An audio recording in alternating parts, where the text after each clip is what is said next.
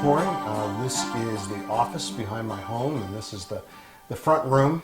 And this is one of my favorite displays in my life because it's my books translated in other languages. There's about 100 books, not all of them are up here, but most of them are, that have been translated into different languages. And by 100 books, I mean I haven't written 100 books total, but of my 30 or so books, they appear in several dozen foreign languages, and there's about 100 total editions of those books. And let me just point out a few that are close by here. This is the Serbian Treasure Principle. We've got the Korean Law of Rewards. We've got a Latvian Purity Principle. We have a Romanian Safely Home, and I'll mention several others, but it's here's a Why Pro-Life in Serbian that just came to my attention, and a Purity Principle in Hebrew that's back there. So we've got all kinds of things, including books in Chinese, lots of books in Dutch. I think we've got more in Dutch than any other language, and certainly have a number in Korean. That's probably second, and Spanish, and a number of other languages as well.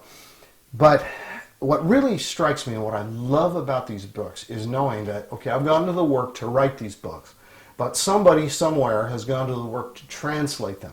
And you always hope that the translation will be true to the original, but the truth is that sometimes the translation is probably better than the original. It's certainly better for people in that culture. Occasionally we'll find out that one of the books maybe hasn't been as good of a translation as we wish. But overall, these books are reaching people all over the globe in their various languages. And it's tremendously encouraging to me, especially in light of Revelation 5 and Revelation 7 that talk about people of every tribe and nation and language standing before the Lord. For instance, in Revelation 5, picking up in verse 9, it says, "You, Lord, are worthy to take the scroll and open its seals, because you were slain.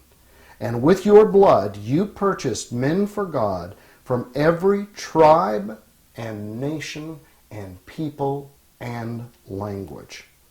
You have made them to be kings and priests to serve our God, and they will reign on the earth." Not just they'll reign up in heaven, but they're going to reign together on the earth.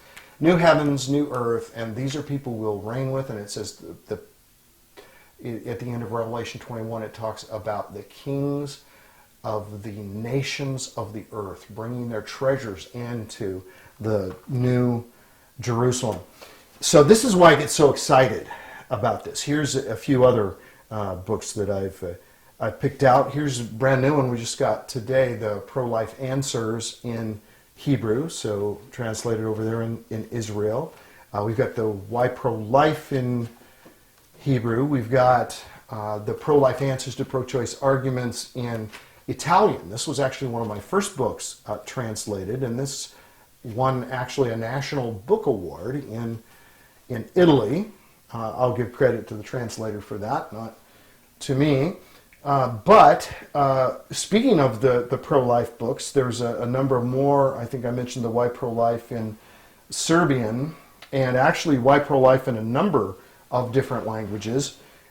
There's an Indonesian Treasure Principle over here, which is pretty cool to have a book in Indonesian. Just looking around, Ishbane Conspiracy, the book that I wrote with my daughters. There's the Ishbane Conspiracy in Romanian. Here's the Treasure Principle in Vietnamese. A couple more of the Why Pro-Life books, one in Estonian. And this one I think is in Portuguese. Yes, Portuguese. We've got a Polish Lord Falgrin's Letters, Listi Lorda Falgrina, it's called. We love the names on some of these books. I see a Grace and Truth Paradox in German, all of these things. But there's two that I want to mention here in conclusion. that I really love. This is the most recent version, translated version, of Heaven for Kids. And this is in Chinese. So it's pretty cool to think in terms of, actually it would be read from this side to this side, but to think of a book that I've written for kids that's been translated into Chinese and is being circulated and read by and to Chinese children.